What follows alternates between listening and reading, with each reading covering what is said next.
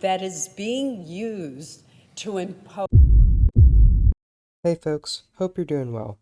Today we're following up on last week's video and taking some in-depth looks into the closest Senate races of 2026, and there's no better place to start than Maine.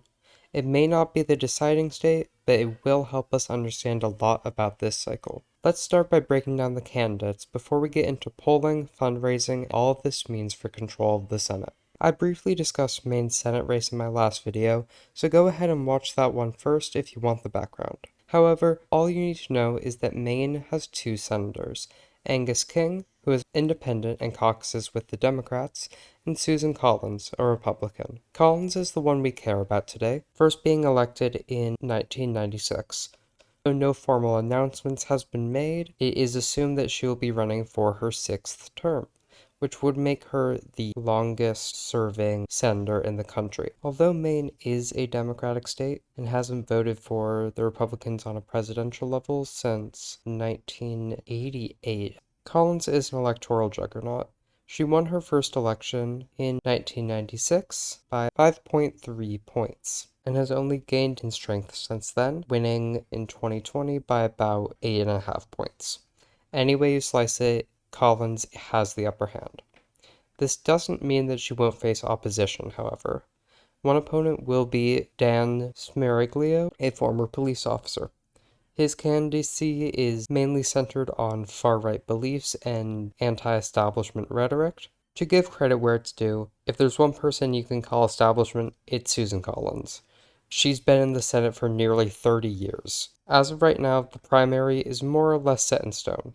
If Collins does certain things to make the president upset, I could very easily see him getting involved and endorsing Smeriglio.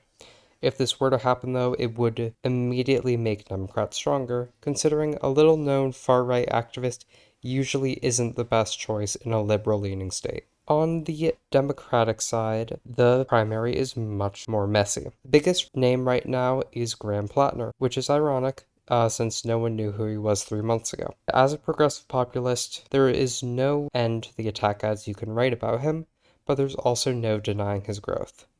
He recently hosted a stop with Bernie Sanders. He's setting himself up to be an anti-establishment progressive, which could see him suffer some appeal from moderates. However, his growth is extremely strong. Other candidates include Jordan Wood, the former chief of staff to the U.S. Representative Katie Porter, who is now running for governor of California. The biggest fight in this primary seems to be establishment and anti-establishment. As we've discussed, Plattner represents the anti-establishment, but who's fighting him? Who's the establishment? Right now, no one. We've discussed last week how Chuck Schumer has been privately courting previous governors or politicians to run for Senate, and Maine is no exception. This includes Janet Mills, the term-limited governor of Maine. However, there is an issue. If she was elected, she would be the oldest junior senator in the country at 79 years old. Mills has not made any decision, though one may be coming shortly.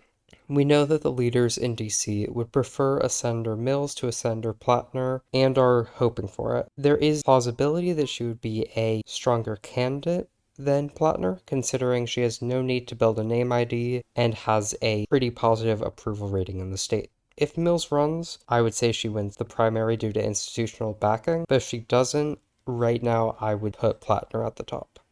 Alright, so now that we know the players, what about the game?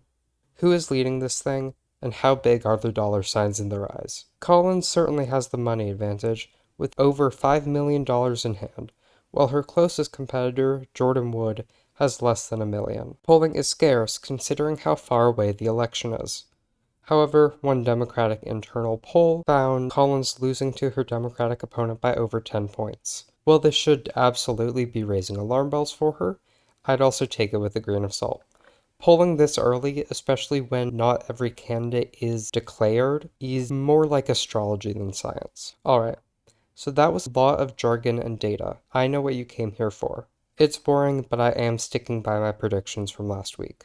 Collins is just such a strong candidate, I truly don't see Plattner or Wood or Mills winning.